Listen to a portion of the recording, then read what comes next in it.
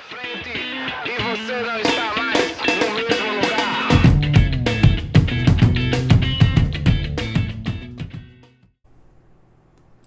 Fala turma, esse vídeo faz parte de uma série sobre desenvolvimento de software, mais especificamente vamos usar o Web Framework Express para transformar nosso servidor web em um servidor de aplicação. Para essa prática, assumimos que um ambiente mínimo de desenvolvimento para Node.js e TypeScript já esteja previamente configurado. No caso, a instalação de alguma versão mais recente do Node.js, o gerenciador de pacotes do Node, o NPM, instalação do TypeScript e configurações de compilação do nosso projeto e-commerce-node-api, a IDE VS Code configurada com as extensões necessárias e o Postgres e o pgadmin instalados, certo? Como de praxe, a gente tá aqui com o nosso projeto e-commerce-node-api aberto e a gente vai executar os testes automatizados para que a gente possa partir e implementar novas funcionalidades de uma base de código íntegra, tá certo? Então, vamos executar aqui o npm run test verbose, tá certo? Verificar os testes que forem executados, certo? Então, a gente tem aqui uma garantia de que os testes que a gente criou estão executando corretamente. Então, a gente pode partir de um código seguro, digamos assim, tá certo? Bom, antes da gente começar a ver o que a gente vai fazer hoje, a gente tem que entender o que é um servidor de aplicação, tá certo? Para isso eu vou abrir aqui o nosso diagrama de arquitetura que nos ajuda a entender visualmente como é que está os arranjos dos nossas partes. No caso, a gente está aqui nesse quadrado cinza do meio, que é a nossa API de fato, beleza? Veja, um servidor web, Application Server, em inglês, ele amplia os recursos de um servidor web. Então veja que no vídeo passado a gente fez um servidor web simples, tá certo? Respondendo a mesma rota com os mesmos códigos de status de HTTP, com o mesmo arquivo, com a mesma informação estática, que seria um HTML, tá certo? E a gente percebe que o uso de um servidor de aplicação acaba ampliando um servidor web, ao oferecer suporte à geração dinâmica de conteúdo. Então veja que em um ponto de diferenciação a gente vai começar a gerar conteúdo recurso dinâmico, e também a lógica de aplicação e a integração com vários recursos. Então o servidor de aplicação ele também vai poder favorecer a gente a apresentar a lógica da aplicação que é definida aqui pela nossa camada de aplicação, no caso, os casos de uso e vários outros recursos, tá certo? Então, o servidor de aplicação, ele fornece um ambiente de tempo de execução, onde você pode executar o código da aplicação, no caso, o e-commerce Node API, e interagir com componentes de software ou outros componentes de software, como, por exemplo, sistemas de mensagem, de mensageria, por exemplo, notificação, tá certo? Acesso a banco de dados, como a gente faz aqui usando o ORM com o Prisma, tá certo? Esse servidor, ele usa a lógica de negócio, que é representada aqui por essas duas camadas de domínio de aplicação, para transformar dados de forma mais significativa que um servidor web. Então, na verdade, ele acaba aumentando o poder de entrega de negócio do que um servidor web, tá certo? Então, servidores de aplicativo são um tipo de servidor que usa protocolos de servidor para instalar, operar e hospedar aplicativos, tá certo? Então, a principal função de um servidor de aplicativos é fornecer a lógica de negócio para um programa de aplicativo. Se a gente abrir aqui nosso diagrama no formato hexagonal, a gente acaba percebendo que a nossa lógica de negócio, ela é representada, aqui a gente tem esse pontilhado, que é a fronteira, dentro do nosso back-end, da nossa lógica de negócio. E a nossa lógica de negócio, ela está dividida, seguindo alguns padrões, em duas. Uma é a lógica de domínio, onde tem as regras de negócio do domínio, tá certo? E a lógica da aplicação, que faz ali uma orquestração, e faz também aí, digamos assim, um ponto, de ligação com a camada de apresentação e com a infraestrutura. Beleza? Bom, depois de saber o que é um servidor web, a gente precisa, entender as diferenças entre um servidor web e um servidor de aplicação. Então, a gente tem algumas diferenças em determinados pontos. Por exemplo, em relação ao seu papel, né? O servidor web, né? O cliente envia uma solicitação HTTP ao servidor e o software, em troca, entrega respostas HTTP. Já o servidor de aplicação, ele compartilha, além, né, das respostas e requisições HTTP, a lógica de negócio, que, como eu falei, que está representada aqui por esse pontilhado, né? Então, essas duas camadas, a amarela e a vermelha, são, digamos assim, o coração, o núcleo do software, que representam os níveis mais abstratos, que representam mais fielmente o negócio, né? A camada azul e a camada verde, elas são detalhes de implementação, né? Então, não fazem parte aí. Então, o uso de um servidor de aplicação vai favorecer, né, a compartilhamento dessas lógicas de negócio, principalmente os casos de uso da camada de aplicação, né, e ajuda na criação dinâmico, até porque essa API back-end da gente, ela só gera recursos dinâmicos, na verdade, porque ela sempre vai no banco de dados, tá certo? Nesse primeiro momento, ou para fazer consultas ou para executar comandos que alteram informação, como insert e o delete, beleza? Em relação ao tipo do conteúdo, os servidores web geralmente entregam conteúdo estático, tá certo? Se eu abrir aqui o código, né, que a gente ainda não fez a alteração, a gente vai perceber que lá dentro do src main presentation http server.ts, a gente acaba retornando de forma meio que estática, né, um HTML, né? Então a gente não gera, eu não vou no banco, eu não trato essa requisição, tanto que a gente não está nem usando essa variável request para deixar o nosso servidor web mais complexo. Tá certo? Já um servidor de aplicativo, ele fornece conteúdo dinâmico aos clientes, né? Com análise em tempo real, suporte a decisão e etc. Então, a gente vai fazer daqui a pouco alterar de fato esse servidor para fazer a ligação com o nossos casos de uso que já estão utilizando uma infraestrutura com ORM para acessar banco de dados, para fazer consultas e para executar comandos, tá certo? E isso vai ser mais interessante para a gente, beleza? Em relação ao modo de transferência do conteúdo, o servidor web fornece conteúdo usando o protocolo HTTP, como a gente já está vendo aqui, a gente responde com, por exemplo, um status code 200, né, que é ok, a gente manda um cabeçalho content type para dizer o tipo do conteúdo, tá certo? Já um aplicativo, ele além de fornecer essa possibilidade do controle do HTTP, ele também fornece lógica de negócio, como já falei, né? E usa também outros protocolos mais o HTTP, beleza?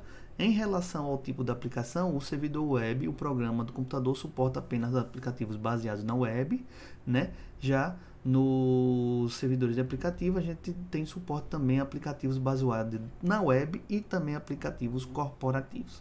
E, né, em relação ao resultado, né, a resposta, um servidor web entrega um documento de hipertexto, geralmente um HTML, por exemplo, como você está vendo aqui, né, contendo dados solicitados e geralmente estático. Já um servidor de aplicação, ele entrega arquivos, por exemplo, no formato XML, JSON e também HTML, contendo as informações solicitadas. No nosso caso, como a gente já falou, né, a gente vai estar trocando informação entre o back-end e o front-end, sempre usando o formato JSON, tá certo? Tanto para a entrada dos dados, na hora que está vindo o fluxo da requisição do cliente para o servidor, como uma resposta do servidor para o cliente, beleza?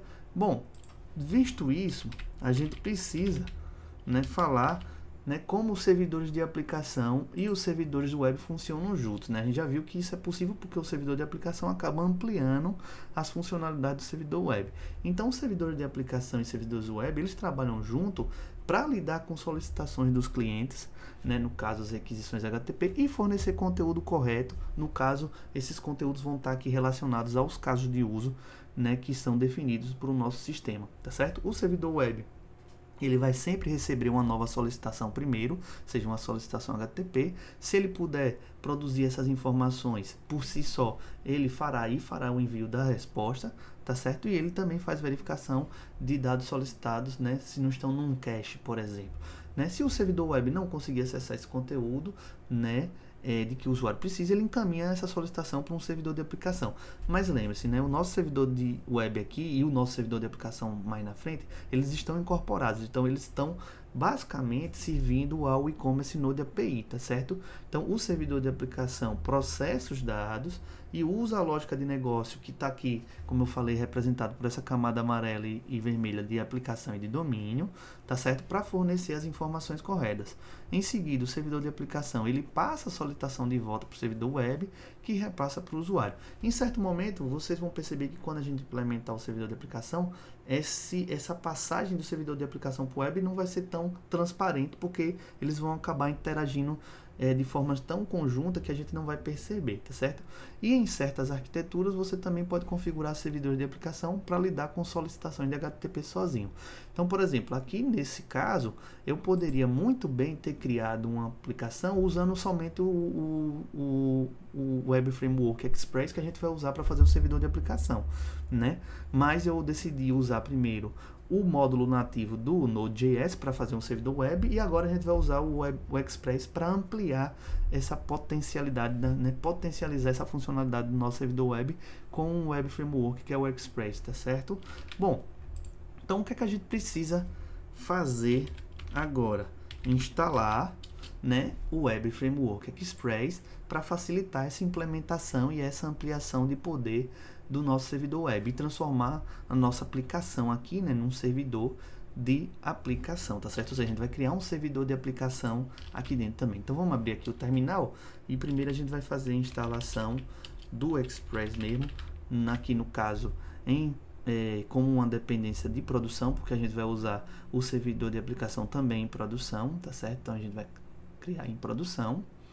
E como a gente está usando aqui o TypeScript em desenvolvimento como linguagem estática, de uma tipagem estática, né, do código, a gente vai ter que usar os tipos, né, do Express para que a gente possa fazer autocomplete usando o VS Code, tá certo? Então, deixa eu botar aqui só um arroba, né? A gente vai fazer essa instalação em desenvolvimento. Aguarda a instalação ser feita.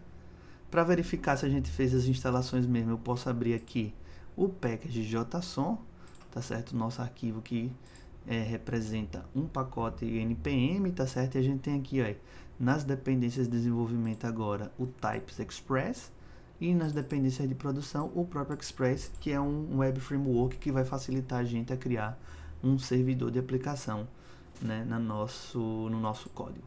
Beleza?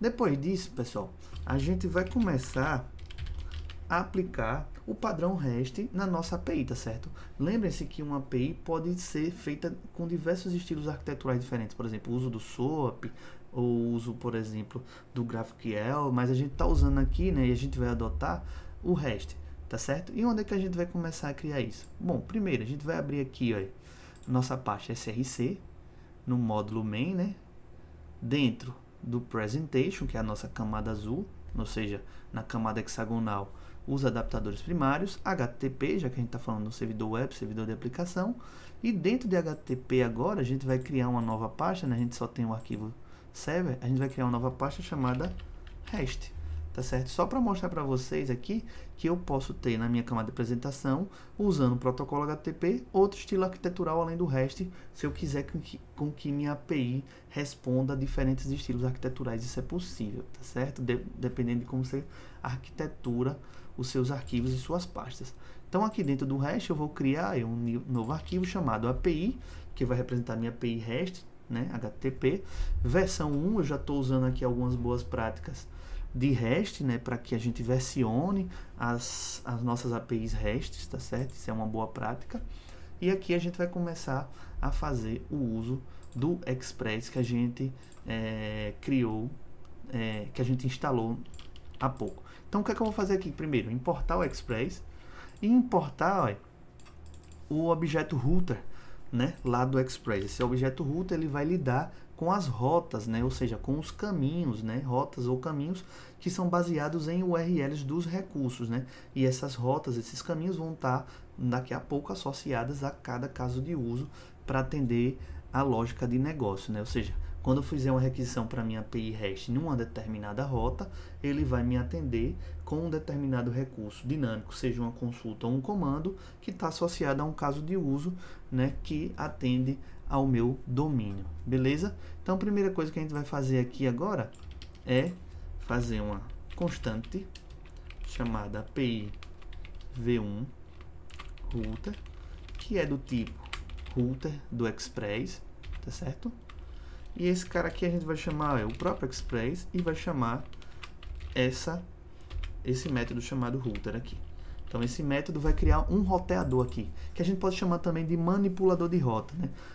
No código anterior, né, que ele ainda está aqui, que eu posso mostrar no server, veja que a gente, quando recebe a requisição, a gente não manipula a rota. Então toda requisição feita, né, para o localhost 2.3000, que é a nossa configuração de servidor, né, o host e a porta, é respondido sempre com o código 200, o tipo de conteúdo HTML e com essa resposta, né, de certa forma estática, que é o próprio hipertexto, tá certo? Isso aqui é um servidor, digamos assim, bem simples. E agora a gente quer que a cada rota e a cada verbo do HTTP que seja enviado, né, a gente já está aí seguindo os padrões do REST, a gente encaminhe isso, né, para um determinado caso de uso, né, que vai fazer lá conexão com nossa camada de aplicação, tá certo? Que vai expor aí nossa lógica de negócio, beleza? Então aqui depois disso a gente vai poder fazer isso aqui, por exemplo, API v1 router.use, esse método use vai poder fazer com que a gente configure middlewares. Middlewares nada mais do que são softwares que são executados no meio do caminho do processo. Então, por exemplo, entre a requisição HTTP chegar no servidor até chegar no caso de uso, a gente pode fazer uma série de transformações, tá certo? Na requisição, por exemplo, incluindo novos cabeçalhos, verificando, por exemplo, a autenticação, né, fazendo conversão dos dados, validação dos dados de entrada, uma série de coisas. No caso aqui a gente vai estar buscando e interceptando essa requisição e dizendo o seguinte, configurando e manipulando rota. Eu vou dizer o seguinte: tudo que chegar em /categorias, né, vai ser respondido por essa função aqui, ó, que é a função que recebe um request, um response e uma função next, né? Já que a gente pode ter vários middlewares, a gente pode pular de um para o outro, né? Até a ponta, né? E tudo vai ser respondido aí, usando o objeto response, já no formato JSON. Aqui eu botei um objeto simples, né? Chamado entidade, né? Com um atributo entidade com valor categoria, só para a gente poder ver daqui a pouco isso funcionando. Então veja que eu posso criar, né, e começar a manipular minhas requisições a partir de manipuladores de rota, né? E a gente vai manipular essas rotas baseadas nas boas práticas e nos conceitos do REST, tá certo? Então poderia aqui também fazer, por exemplo, ó, definir já uma rota para produtos, né? Aqui eu poderia botar o nome produtos. É claro que eu estou fazendo isso bem simples, porque cada rota dessa só está apontando para uma função. Depois a gente vai ter que fazer os códigos que apontem essas rotas para os casos de uso, por exemplo, de categoria, criar categoria, o recuperar categoria por ID, recuperar todas as categorias, deletar, atualizar, ou seja, todos aqueles casos de uso que a gente definiu também lá no diagrama e que a gente implementou na camada de aplicação, beleza? Poderia também, por exemplo, aqui eu estou fazendo, né, vejam que são os meus módulos, né, categoria e produtos estão dentro do módulo de catálogo, eu poderia ter um módulo de usuários e aqui responder com usuários, né? Vou botar os nomes diferentes para a gente poder verificar o uso disso, né? Por exemplo, o meu módulo de pedido, tudo que chegar na URL de pedidos iria para os manipuladores de rota de pedidos, tá certo? Vejam que aqui eu estou fazendo de forma simples, ainda não estou conectando a minha camada de apresentação, lembrando que essa API v1 está dentro da camada de apresentação, eu ainda não estou conectando com minha camada de aplicação, isso a gente vai fazer, né, já.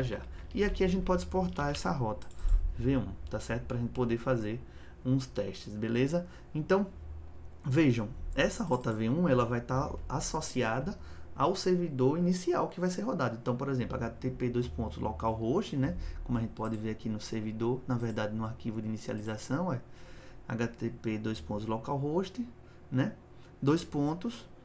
3000, né? E depois barra categorias vai ser executado por isso aqui, barra produtos por essa função. Depois essas funções vão ser substituídas por outras rotas, né, rotas específicas para produtos que vão estar dentro aí sim dos módulos e não nesse módulo main, sim dentro dos módulos mesmo, tá certo? Para associar as camadas de aplicação, ok? Bom, depois de fazer a aplicação do padrão REST nessa parte aí, né, versionar e criar, digamos assim, a nosso ponto de entrada da API REST, né, a gente vai poder fazer a integração do Web Framework Express com o servidor Web HTTP que a gente já criou no passado, tá certo? Então vou abrir aqui o arquivo src, tá certo? Ou a pasta src main presentation HTTP e o arquivo server, beleza? E aqui agora a gente pode começar a integrar o Web Framework Express para potencializar esse servidor web, que é bem simples, né? A gente vai começar a potencializar e dar mais funcionalidade a ele. Então, primeiro a gente vai criar aqui uma constante chamada app, tá certo? E vai ser do tipo application do próprio Express. Aí, o Express tem um tipo chamado Express. E a gente chama a função chamada Express, tá certo? É claro que a gente vai ter que importar também aqui o Express, além do application. Então, essa primeira parte aqui eu faço o quê? Chamo o método Express que gera uma aplicação, ou seja, ele vai ser um servidor de aplicação que vai ser armazenado nessa constante app. Beleza? Aqui dentro, antes do HTTP server, né, ser criado, na verdade aqui depois, né, dentro aqui do create server, né, faz a promessa, né, a gente vai ter o HTTP server aqui, eu vou fazer aqui dentro, usando o próprio Express, eu vou fazer primeiro uma desabilitação desse cabeçalho, o Xpowered by. Depois eu vou fazer o uso de um middleware também do próprio Express, para que o Express lide com JSON e transformações em JSON, tá certo? E aí agora eu vou usar aquela API, né, aquela rota que eu criei, né, para fazer o seguinte, aqui veja que a gente ainda não está manipulando as rotas, né, por URL, mas o que a gente vai fazer aqui agora é dizer para o Express que ele vai usar nessa URL API versão 1 a rota que eu criei, vou importar ela aqui, certo? E agora, em vez de eu passar toda essa função aqui, que era uma função estática, né, meio burra, digamos assim, eu vou passar o próprio Express para dentro do meu servidor e retorno o meu servidor, certo? Então, meu código ficaria assim, né? Desabilito o cabeçalho, configuro dois middlewares, um de JSON e o outro para manipular requisição, né? Então, toda requisição que chegar agora em localhost 2.3000/API/v1 vai ser apontada para cá, né? Aí, se cair /categorias, vai ser para essa função. Se for /produtos, essa função, e assim a gente vai separando as preocupações e fazendo com que cada parte do código resolva o seu problema e aquele problema que ele está, digamos assim, criado para responder. Beleza? Aqui a gente continua exportando o servidor normalmente e depois de fazer isso, né, a gente vai fazer a instalação de um middleware para fazer o registro, a auditoria, né, que eu chamo de log, dessas chamadas HTTP, tá certo? Então a gente vai instalar o pacote Morgan, vou abrir aqui o terminal e vou instalar aqui a npm e Morgan. Esse pacote ele vai facilitar, né? Ele vai servir como middleware para fazer log de solicitação HTTP. Então toda solicitação HTTP que chegar no meu servidor web de aplicação vai ser logada no console para eu poder acompanhar, certo? E também vou instalar os tipos do Morgan, né, em desenvolvimento para que a gente possa, né, fazer uso no TypeScript, beleza? Então, instalado o Morgan, a gente pode utilizar o Morgan, tá certo? Para fazer log de solicitação HTTP no servidor de aplicação que a gente criou agora. Então, aqui ainda no server, a gente vai poder fazer isso aqui, importar o Morgan. Importar o Morgan, eu vou botar só essa importação do HTTP para cima, porque ela é nativa, né? Depois importo o Express, o Morgan e a API. E depois eu posso configurar aqui, antes dessa rota, né? Da configuração da rota, eu posso mandar usar um middleware, que é o Morgan.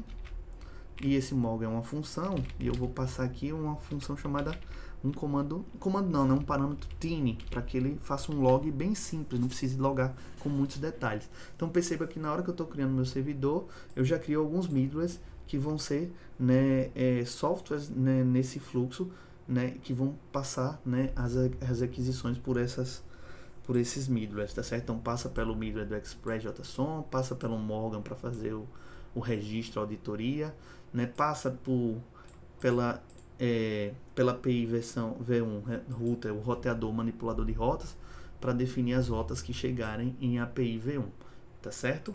Bom, feito isso, a gente acaba fazendo nossa configuração, e aí a gente pode ir para o teste manual desse nosso código. Então vamos lá, vou abrir aqui o terminal, vou executar o comando npm run dev server, que vai rodar, como vocês sabem, o Node Moon, vai startar o nosso arquivo index.ts lá dentro do main, que vai rodar o bootstrap e inicializar a nossa aplicação. Aí vejam, agora a nossa aplicação ela não atende em qualquer URL, tá certo? Porque a gente começou a configurar, olha, URLs específicas e manipuladores de rotas específicos. Então, se a gente não fornecer uma URL que exista de fato, ele vai dar um erro 404 do HTTP. Então, por exemplo, se eu abrir aqui o localhost 3000, que da outra vez me mostrava um HTML, dessa vez, vejam aqui, ele me mostra um cannot, né? Ou seja, não é possível fazer um get para o barra, porque você não tem nenhuma configuração só de barra. Então, vamos lá. Qual é a configuração que eu tenho? Eu tenho a configuração API barra V1 barra categorias, por exemplo, né? Essa aqui eu tenho. Se eu dou um enter aqui, ó, é o que ele me retorna, né? Aquele objeto JSON que tem um atributo entidade e o nome categoria, que é justamente, né, o que a gente configurou aqui, ó. Tá certo? Então, quando eu passo uma URL específica, ele me atende com uma função específica. Vou passar aqui pedidos, tá certo? Então, ele vai ter que me responder com esse objeto aqui, né? Se eu passar aqui pedidos, vai me responder com pedidos. Se eu passar, tipo, pedidos, só que sem o S, né? Pedido. Essa URL não está configurada. Então, ele vai dizer que também não existe API V1. Se eu passar pedidos que existe, mas em vez disso eu passar uma V2, também não vai existir, porque a gente não configurou nenhuma rota API V2, tá certo? Então, agora percebam que o servidor de aplicação atende às rotas que estão configuradas, tá certo? É claro que depois a gente pode configurar o nosso software para que ele, né, atenda a essas requisições com uma resposta padrão quando elas não existirem esses recursos no servidor, né? Por exemplo, dar uma resposta padronizada para essas rotas, para esses recursos que estão sendo solicitados e que não existem, tá certo? Nesse momento a gente não fez essa configuração, a gente mantém o mais simples possível. Então, vou fazer o teste aqui também com usuários, retorno usuários, e vou fazer com produtos. Então, a gente tem aqui já, vejam que a gente já está manipulando as rotas aqui, pensando nos módulos futuros, né? A gente tem agora o módulo de catálogo, que atende às entidades de domínio de categoria e produto. Então, a gente está criando essas URLs e esses caminhos para esse cara, tá certo? Indo para as considerações finais do vídeo, a gente falou um pouco sobre o que é um servidor de aplicação, que o servidor de aplicação ele expande um servidor web, né, e acaba facilitando que a gente exponha, né, por exemplo aqui, né, a nossa camada, né, de aplicação e de domínio, né, para o exterior, né, para um ambiente externo, no caso aqui o front-end, né? A gente aplicou o estilo arquitetural REST, né? Então a gente trabalhou com rotas, manipulação de rotas, URLs, começou a usar algumas boas práticas, a gente está sempre adaptando, então a gente não está usando os padrões e as boas práticas sempre à risca, né? A gente sempre pondera, lembrando que também aqui é um projeto acadêmico. Falou um pouco sobre middlewares, né? Ou seja, esses softwares que estão aí no meio do caminho da requisição e que podem transformar a requisição. Então a gente viu o middleware, né? Por exemplo aqui, o middleware do JSON, o middleware do Morgan para auditoria. Eu posso ter uma série de middlewares diferentes, né, de segurança, de validação de dados, autenticação, de autorização, né, outras versões, né, da minha rota, né, que é um padrão bem utilizado para APIs REST, tá certo? Valeu e até o próximo vídeo.